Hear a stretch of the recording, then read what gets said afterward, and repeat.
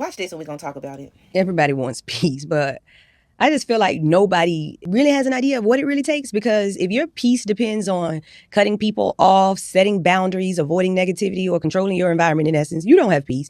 You have a fragile setup that only works as long as life goes your way. You're obsessed with how to get it instead of who you need to become to embody it.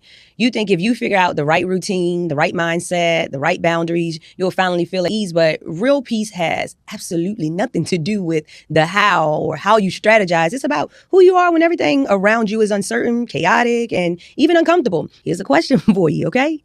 Am I actually at peace, or am I just micromanaging my life so that I don't have to face what disrupts it? Believe, while I do agree that having peace is very much so an internal thing, and if your peace is predicated on conditions, then your peace is conditional, and you don't have peace, you have control issues. Like, is traffic irritating or are you irritated? Are your kids irritating or are you irritated? Are these things disturbing your peace, or do you just not have peace? Now, while I do agree with her on that regard, I do think that routines, boundaries, and methods, micromanaging your life to get you to that ultimate place of peace are necessary. Because if you haven't had that level of peace, how do you get there unless you start to implement some mentality changes, some lifestyle adjustments, some rules, some strategies to get you to where you haven't been before. And sometimes that might include cutting somebody off. You might have to stay away from certain environments until you get to a certain level where you have reached that level of peace that is not conditional. Then maybe you could try to go back and fix the relationship with your mom, or